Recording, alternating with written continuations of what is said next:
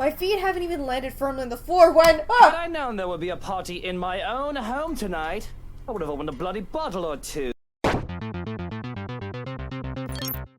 Stay here. Once you're okay, I need you to get yourself out of this place. What? I'm not going to leave you! She's here. She's here, Mother. She's going to take me. Whoa! Is that Lady Charlotte? Are you alright? Oh my god. Mother. I've done it, Mother. Take me with you, please. But there's a little that I can do while a place blow on the back of my knees makes me stumble. So many rats scurrying about in this mansion lately. Johans! My consciousness rapidly slips away from me, and without meaning to— Get away from him! Isabella! Girl, what are you doing here? Oh my god, they're gonna kill her! Internet, it's Jessica, and welcome back to The Letter. So, we are gonna continue on as Ashton and Isabella escape now that they've taken down Johans as he's in the other room. But we did see the image of Lady Charlotte in the room covered in blood, and blood is everywhere, so I don't know what she was doing. Was she doing like some sacrifices or something? I don't know what's going on. Anyway, let's see what happens. Power still hasn't come back. When we make our way downstairs, tricky considering the stairs to the attic are a bit odd, one misstep and anyone might end up slipping and falling. You're lucky if that's all that'll happen to you. With the stairs this steep, a broken neck is likely outcome. Thankfully, Isabella's here to guide me through the darkness. She knows this place better than anyone, after all, in spite of the misfortunes it had brought to us. Careful, the floorboards over there aren't very sturdy. Right on cue, the same board I'm stepping on creaks and suddenly breaks, the pieces falling somewhere with a dull thunk. Oh shit. Scumbag wouldn't be too happy about that. I mean, you know, we have bigger problems to worry about than the broken floorboards. Ow, my foot. See? I told you so. You never listen to me. They renovated the whole mansion. They can't even replace one tiny part of the house. Why don't you file a complaint to BRC then? I'm sure they'd be thrilled to hear it. You know it was such a rushed job. Outside, the winds have intensified. Even from here, I can hear the gusts battering of the windows in the attic. It makes you wonder why, up until now, the only person we've encountered from this house is the butler. Although, to some degree, that makes sense. He is in charge of running the place. Where are the other servants, though? In this storm, wouldn't anyone want to stay inside? A likely assumption is that they're all asleep. The route I've taken doesn't really pass by the rooms that they've likely assigned as the servants' quarters. However, they have also heightened security. I brushed it off earlier, thinking that they'll be posted a lot closer to where the master's rooms are, but the second floor is devoid of anyone as well. As if every inhabitant of this place has suddenly disappeared overnight. More importantly, where's Scumbag? I don't like this. I don't like this at all. The fact that we're here, right in the fucking middle of it, makes me all the more queasy. And that feeling only escalates once we reach the landing and Isabella swings the door open. She pauses, abruptly right in the doorway that I almost run into her. A look of confusion is in her as she looks wildly around the place, wordlessly taking in her surroundings. With each turn and shift of her eyes, her shoulder only grows tenser, and the look of apprehension slowly dawns on her. Where's Marianne? Isabella, what are you— We aren't supposed to be here. Why? Sure enough, when I look up, we're standing right in the kitchen, pots, pans, and all. Oh god, Zach! In one corner, Zach watches almost as surprised to see us. Oh god, okay, they're here. McCullough also is with him. Of course, she didn't listen to me, even if I already exceeded the 15 minutes we've agreed on. Although color and strength seem to have already returned to her, enough for her to be able to stand unassisted. The empty plate on the counter appears to have played a part in that. Good news, I guess. As for the other one, however, relieved as I am that he has the sense to wait and not to venture deeper into the mansion, can't keep but roll my eyes at him. Zach, I said 4 hours. I know, but Isabella asked and... Come on, bro, you know I ain't a very good liar. That's true. And it didn't even occur to you to stop her? I tried, alright? Even G. She was out the door before I could say anything. And how did you guys even get in here? Both of them exchange a look, one that I absolutely don't like. In the end, it's Isabella who speaks up, abed with a bit of hesitation. We heard someone scream, Ash. It led us here. Scream? Who was screaming, though? Whoa, without warning, the door behind us slammed shut. Oh, no. We need to get out of here. No! Screw right, I need to get these people out of here. Lucky we're in the kitchen and we have 2 ways out, the back door and the cellar offers. Except the hatch won't budge when I pull it in, neither does the back door, as if something has locked it firmly on the other side. Why? Zach also gives it a few tries, but even with the big guy's strength, it won't open. There's a long bout of silence in which we all simply look at each other, likely sharing the same thoughts. We're trapped. Something or someone has intentionally led us here. Fuck. In the same moment, once realization dawns in, something shifts again. Ah! What? Blood. Oh god. In every nook and cranny, every surface, and in every inch of the floor. This time, unlike the first one I've seen, it remains, and gradually, the whole room begins to reek of that familiar metallic scent, sharp, suffocating. Around us, every object, including the cupboards, have started to rattle as well. The sounds from outside, foreboding rumble of the thunder, and even the howling winds have begun to fade away, replaced by whispers, shouts, and cries of pain. Though inaudible, each beat and note bombards every crevice of my head with vague images and sounds. There's no time to make sense of everything, however. I'm already shouting, fueled purely by adrenaline, barking orders and making a break for the door that leads to the next room, the dining. It should take us straight to the foyer, where the main door is. Move! Run! Right in front of us, the mansion has started to change, and we're in the thick of it. However, instead of the dining room like it's supposed to open to... Oh god, the house is changing. I guess that's why Isabella was freaked out, just like, why are we here? They were supposed to go somewhere else, I'm pretty sure, and then they ended up in the kitchen for some reason. Oh god. The bedroom welcomes us instead. An image that only lasts a second, but before blood begins to seep into the room... Whoa. The flicking into the walls, tricking from every nook and cranny, everywhere, furniture shakes, and every beam rattles. Before we can even step back in horror gradually unfolding in front of us, the door slams shut. A loud thud bringing a sense of dread and chill creeping up in each one of us, along with another realization. The whole place has reordered itself. With the doors closed tight behind us, showing no signs of budging even though sheer force. Sorry, I have to keep looking away because I'm scared something's gonna jump out. There's no choice but to go forward and hope that to all gods that'll lead us to an exit. Oh god. Until then, running's the only thing we can do, spurred by nothing but fear and a sense of desperation to live. It's useless, Ashton and Frey. Rebecca? But with each room we pass, it only becomes apparent that the house has no intention of letting us leave. It lured all of us here and we've fallen for it. Now it's playing a little game with us, a sordid form of amusement. For whom? Their laughters are the only thing we can hear. With every hall we cross and door we slide open, the hope of finding the exit is merely dwindled. The gun at my hip is useless here. I'm useless here. Some fucking genius I am. Some fucking person to trust I am. All of those, they mean nothing in the face of the unknown. You finally figured it out. Huh, Ashton Frey. Just give it up. They will eventually die because of you. And you are going to die alone. Shut your fucking mouth. You know it's true, though. All of it. It's why all you can do is tell us to shut up.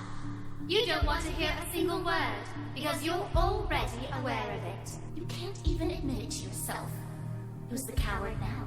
But no matter how hard you try, you're not gonna be able to say anymore. The more gruesome the place turns, the bleaker our chances simply get. Yeesh! Wails and scream fills our ears as we pass by. Words from time and people long gone, laced with another pure agony, calling out, reaching out to us. Their voice is almost too real, as if we're not the only ones trapped here, that there are others begging for release from this wretched place. Or maybe it's just all a show, a taste of what will eventually be, souls forever held captive in a never-ending nightmare? Mother, I've done it, Mother. Take me with you, please. I can still hear her. She's here. Oh, the screams are so creepy. Help me! Help me, please! Is this what the curse is? What it means for all of us? That the letter not a morbid cry for help, but an invitation? A beckoning for unsuspecting souls to be dragged into this place's horrors? To be put under centuries and centuries of torment and agony? Suddenly, dying a painful death seems preferable, enticing than ending up here, living a tortured existence. Or perhaps it's all the same. Still, hope warms its way to me, not a usual thing for someone like me, but after going through the countless doors and corridors, every little sign of hope I'm willing to cling to, as long as it'll get me out of here. We're back in the dining room again. How long we have been running? How long have we been left in the kitchen? At some point I've lost track of time. With the windows barred tight and the sounds of lifting in the air, nothing but shouts and shrieks, it's impossible to tell. Not that it matters when an end is in sight. Oh, shelves and furniture bar the door, each stained with blood and gore, that if the situation isn't desperate as it is, it'll find a different way out. But there is still a gap left for the topmost part of the person to go through, as long as you use the shelves to climb. It's next it all right. From here I can spy a familiar wall in the foyer. Relief, only relief washes over me. Why do I feel like this is a trap? Although my legs have been strained taut by all the running, and every bone of my muscle in my body aches, there's only an easing. A sense of tension relieving while energy flows back through me again at the sight of an end. No sooner leading us out of it. Zach helps McCullough first, assisting her and through the gap, before giving a hand to Isabella. The moment the ladies are in, I nod for him to go through. Go ahead. I'll watch your back. Oh god, I don't like this. Surprisingly, he does that without any protest. Not that there is any need to. Sometime after entering the room, the whole place is calmed down. No wails, no whisper, just a silence too deafening. But I'm not letting my guard down until everyone's on the other side of the nightmare safe. For all I know, this may be just a calm before another storm. Without further incident, however, Zach makes it to the other side and I'm following after him. However odd this hush is, I turn my back from it and climb up. It's a tight fit, but I manage to squeeze myself in. The unease remains though. Maybe it's the adrenaline still coursing through me, or how easy everything has been after living through a nightmare, fleeting as it is. But for some reason, something's still nagging at me. Call it a detective's instinct or my training or whatnot, I have a feeling something's going to happen and catch us unprepared. Unconsciously, before dropping down to the better side of the dream, my hand shifts to the gun at my hip. Instinct has never failed me before. My feet haven't even landed firmly on the floor when— Had I known there would be a party in my own home tonight, I would have opened a bloody bottle or two. Oh, it's Luke! People these days, in my own home. Can you believe it? I feel so left out.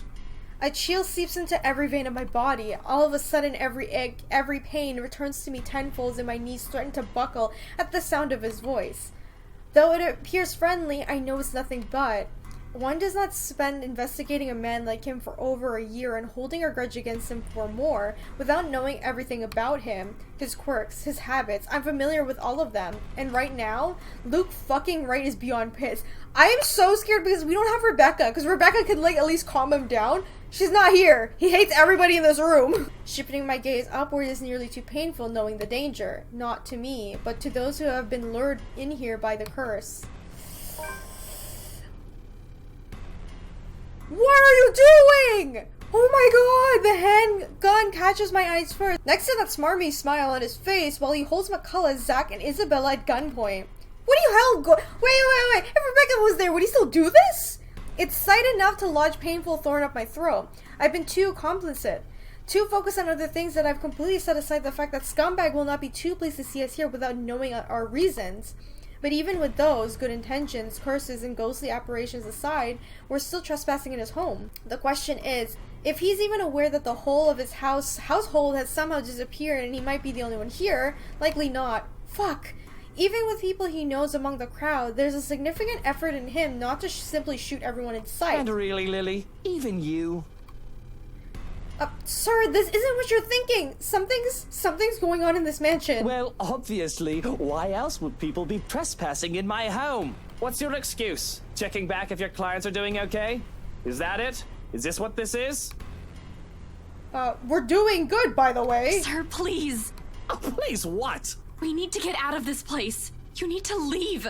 Not a good enough excuse, darling. You people are the ones who need to get out of my sight. Don't worry, I might consider pressing lighter charges for the woman. Can't say the same for the rest of you. But really now, I swear the people of this city need to be taught the meaning of privacy. This is how you want to start the week. Why don't we just go with a bloody massacre if we want to surprise people in their homes, huh? What the fuck? Casually, he waves the handgun at them as if it's a mere toy and his words are no threat. The safety is off on his, nothing stopping him from pushing through with his words. Call me paranoid, but at the slight gesture, I draw my own and level it with him. Finger on the trigger and ready to release the safety to catch it in case things go south. No! Oh no! I have to make a decision here, don't I? Bitch, no! Oh my god, I'm scared. He is quick to train his own on me, though, and just like that, we're at a standstill. Now, Feathers. Manners. You're in no position to be pointing that gun at people. Why don't you put yours down first, and then we'll talk about manners. Oh, he talks back. The gall. You know, your kind pisses me off so much. Shooting him right now would be so worth it, the way he stares at me like that, like I'm a damn pest. But this isn't what I've come here for. I'm not a murderer. As much as I loathe him, I'm not the kind who will kill people in cold blood for my own gain or amusement. The law will bring him what he deserves one of these days. At the moment, however, we're all in the same boat with this curse, and he needs to understand that. The longer we stand here, the more time we're wasting and losing, something we don't have much of. But how can I convince him? The scum is so full of himself, prefers to hear the sound of his own voice more than those people around him, no matter how much sense they make. Probably the only way I can make him listen is if I beg. No way in hell that's happening. No way in hell that's happening, even though he's pointing a gun at me. My god, Ashton. Okay, I need a save. First of all, beg him to listen, disarm him. See, this is why I'm scared. If we beg him to listen, he's probably right, because that's what Luke likes, when people just, like, shut up and let him talk, right? We've seen that throughout the entire thing. But at the same time, I still don't know how dangerous Luke is. And considering we're breaking into his house, and I can imagine this man is paranoid with all the bad shit he has done over the years, he would be frightened of anyone finding out, like, who he really is or what he's really done. Especially regarding the professor's wife, that he had her killed so he can take the land, whatever.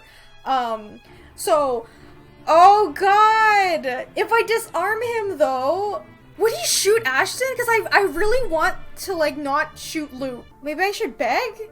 Okay, oh god. Guys, this is it. I'm gonna beg him. I'm so sorry if this is the wrong choice, but I need to know. This is like what my gut is telling me, that I should do the begging thing, but oh god, I'm so scared.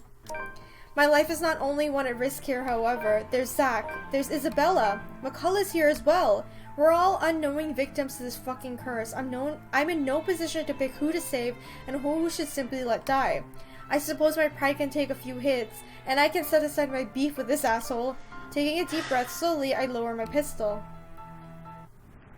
Though still on edge at the ready, in case he does something, I do my best to assume a less aggressive stance. Listen, right. I need you to... You broke into my house, and somehow, you expect me to listen like a good little boy. Are you a bit touched in the head, Feathers?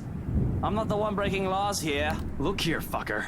If I wanted you dead, I could have done it so many times already. In fact, I can easily shoot you down right here, right now. You don't need to say that part! And you won't be able to do a damn thing, even with that gun.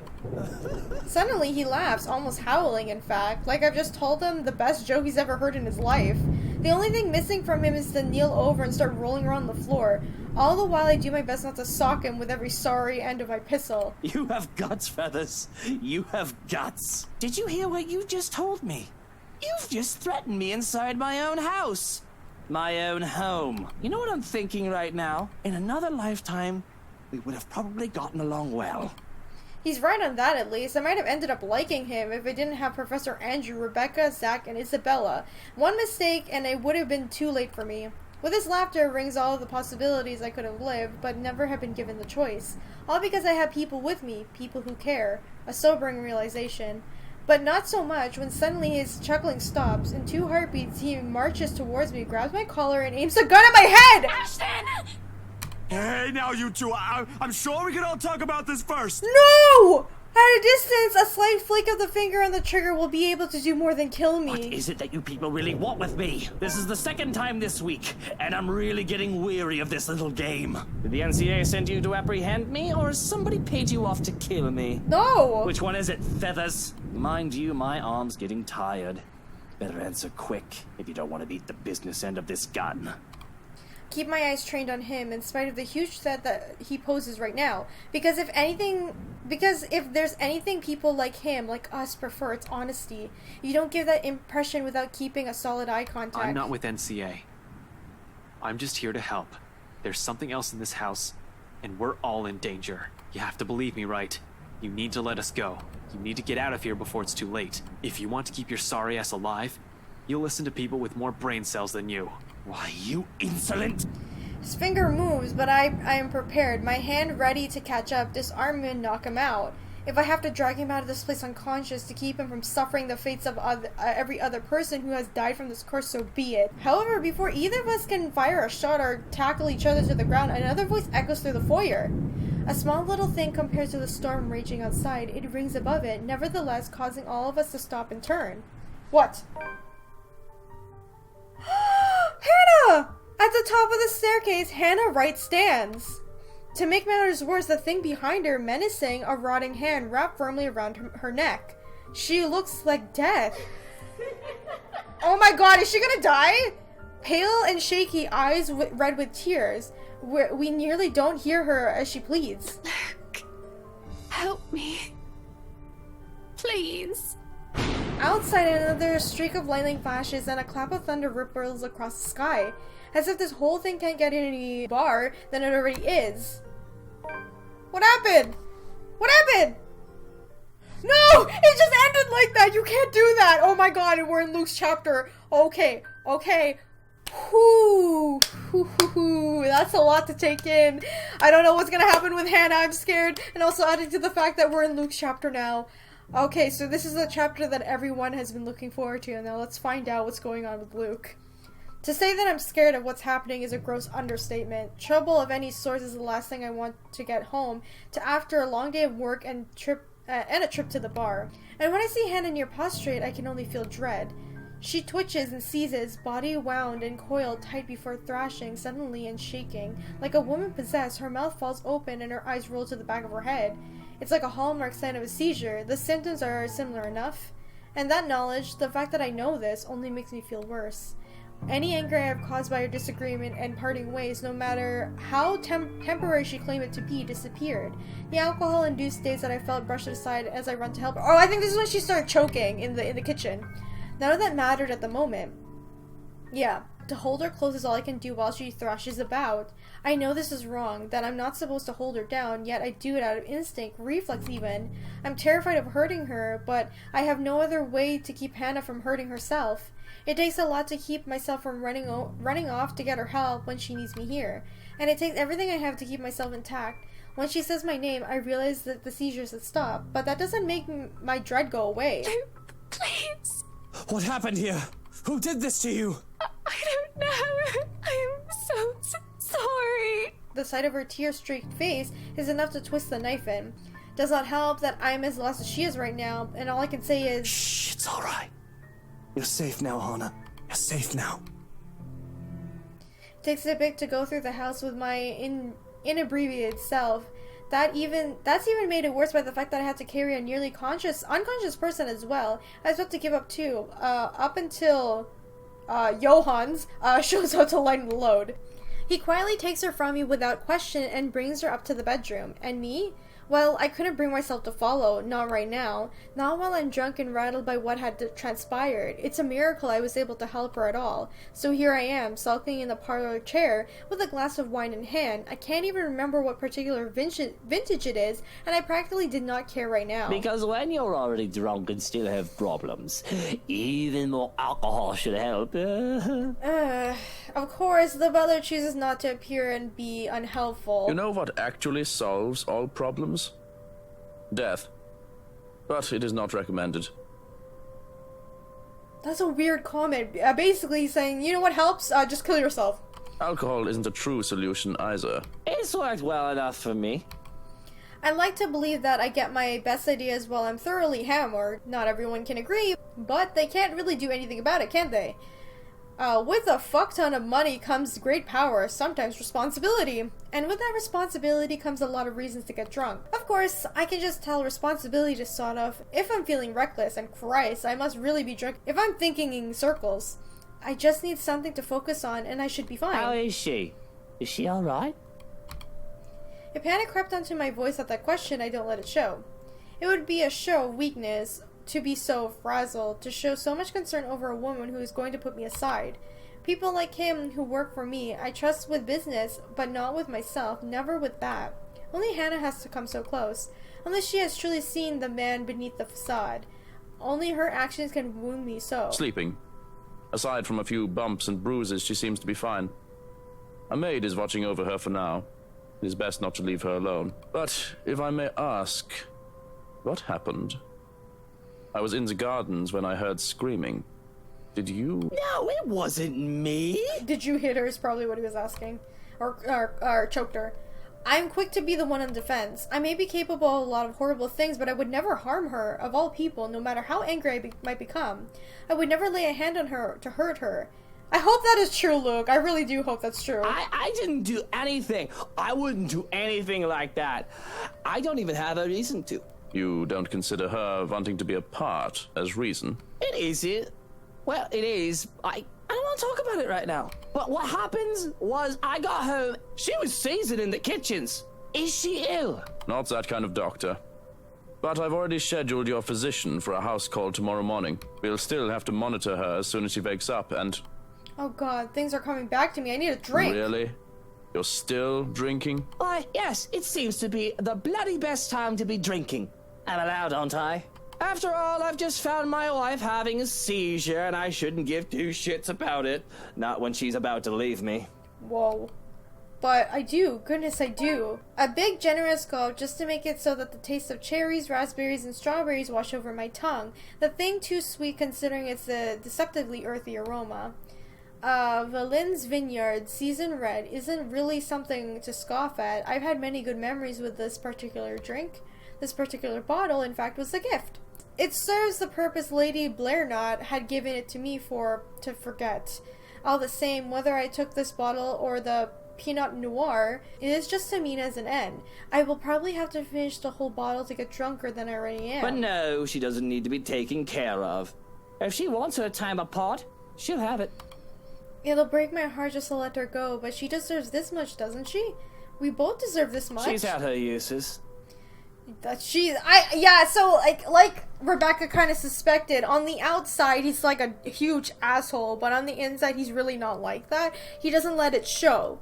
But like, where's the fine line of like him snapping? He said like no matter how much Hannah makes him angry or whatever, he will never hurt her, he'll never like stop loving her or whatever. But like in the heat of the moment, if we go back to the end of Ashton's chapter, would he help her there, or would he be like, okay, screw you, you can die, because he's angry? She's done a lot for me in the 7 years we've been together. I pursed her at first for the money. Wow, it was supposed to be strictly business. I was right. He just wanted her for money, because she was rich as fuck. Oh, wow.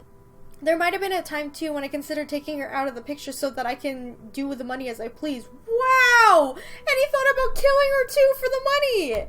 I had planned to manipulate her, and I feel horrible thinking about it. But along the way, I had changed, if only for her. Perhaps my father would scoff, tell me I've gotten soft. Maybe I have. Does it matter? 7 long years. If it's had its ups and downs, and it certainly hasn't been a perfect marriage. We had our fights. Who hasn't? But those small moments where we could just laugh and be our happy selves were almost always magical.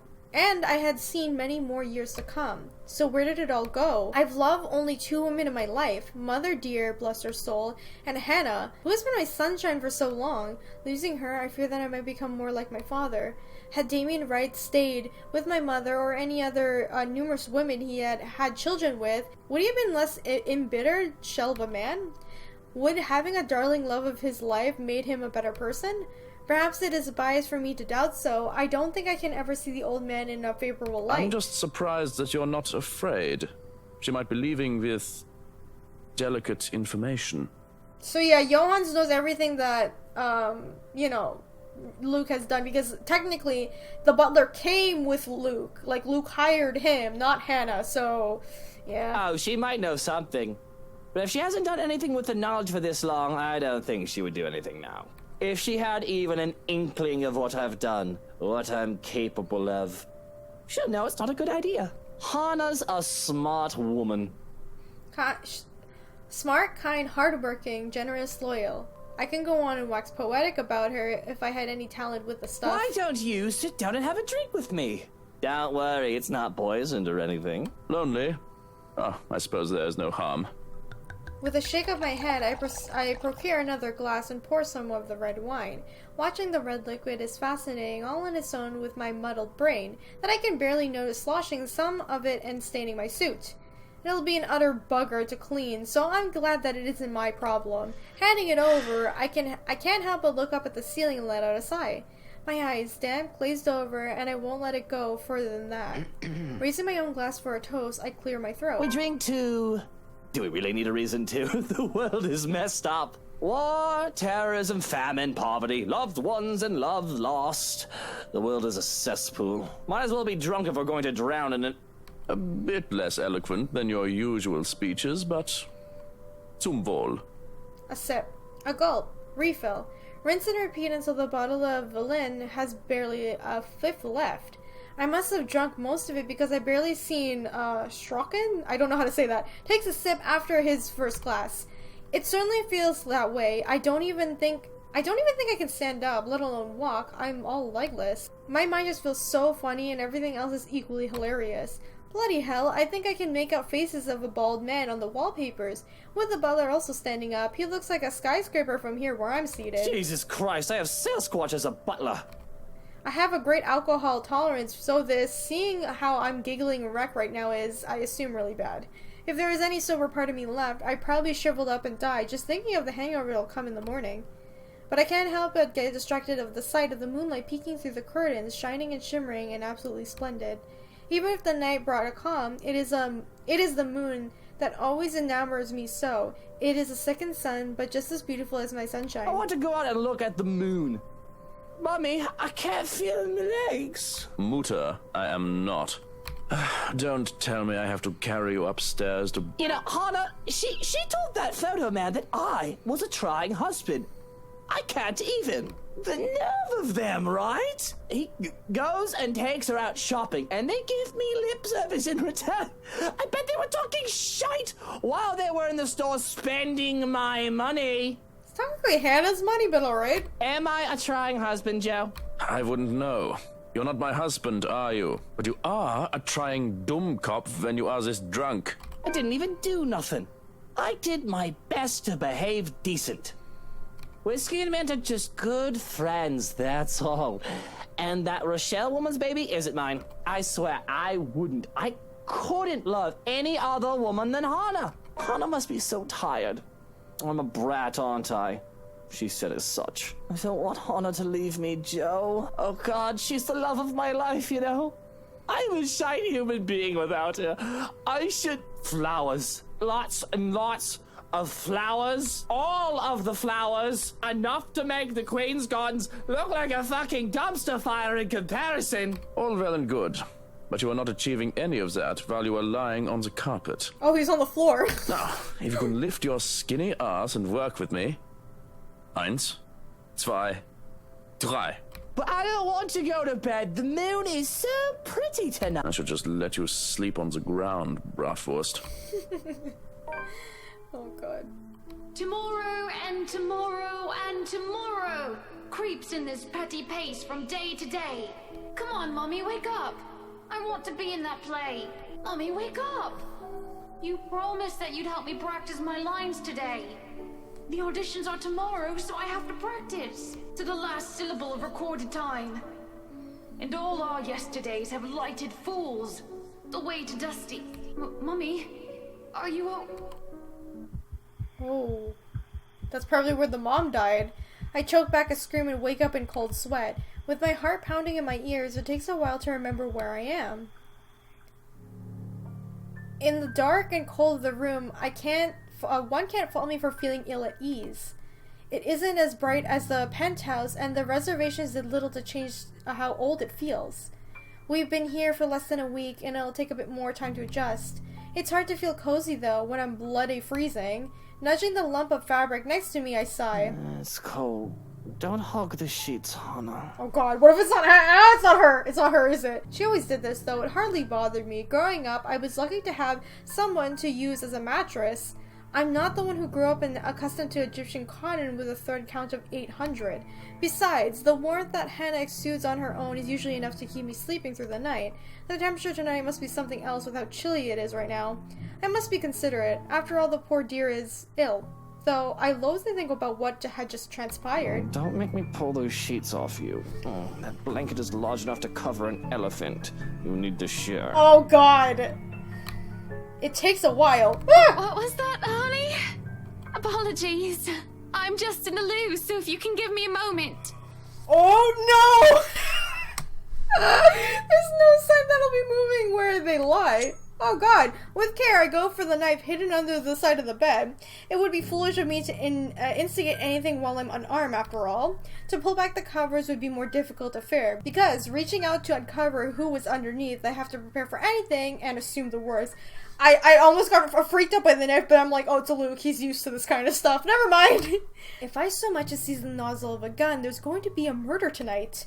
I know they say not to bring a knife to a gunfight, but I think I can sink a blade into his liver faster than he can point and aim. I see the rise and fall of the sheets, though it could easily be mistaken for the fault of the breeze. I hear their breathing. A great sense of foreboding comes over me, while making me hesitate with my plan. I should just get Hannah and myself out of here and not look back and let the security handle it. That's what they're here for. Or maybe I should just man up. There's no way I'm risking the chance that inaction will put Hannah in danger. But what's the worst that could happen, right? I have no reason to be afraid. There's no boogeyman under the bed, no monster in the closet. If anything, these things should be afraid of me. Okay. Right? I grab a fistful of the sheets and throw them aside. Ah! What is it? I don't want to see. Ew. Ew. Were those eyes at the end there? Ugh. Nothing. Nothing but a bunch of pillows stare back at me. Must be imagination. I'd rather not think I'm going mad. Could be variable the stress is getting to me, all this drama with Hannah. I've been doing well these years, all considered. I guess I do have a breaking point. But still, the world goes on, even one cannot, and I must go along with it. I suppose a day off or two tomorrow wouldn't hurt. Rest aside from the few hours of sleep will be welcome more then. But I can't shake off the unease. I dare say that I feel afraid, irrationally so, that something will come creeping and crawling under the bed, even as I lay back down and close my eyes. Okay, guys, I'm gonna end this episode of the letter right here. Okay, I'm worried. Can I be honest? I'm really worried. If we're looking at the relationships right now, him and Hannah aren't that bad, like where I left them off. So I think there's a chance that it will be okay between her and Luke, but I don't know. But I'm like really concerned of like what's gonna happen with Hannah, because if he doesn't actually help her, the ghost will probably kill her, right? And adding to the fact that he said, no matter how much she makes me angry, no matter what she does, I still love her. But this man has a breaking point, obviously, so... Oh boy, some skeletons are going to be coming out too, because he just admitted he married Hannah to get her money, and thought about killing her to take the money. But he didn't, because he ended up falling in love with her, so... Wonder what else, what other secrets this guy has been hiding. Anyway, if you guys enjoyed this video, remember to leave a like, let me know in the comments what you think, and be sure to subscribe and hit the bell button so you know when I upload the next episode of The Letter. Thank you guys so much for watching, and I'll see you all in the next one. Bye! Yeah! What? Yes isn't saying yes to the cult? He found his tongue wandering inside her mouth, exploring slowly as she... I'm sorry, let me do that again. He found his tongue wandering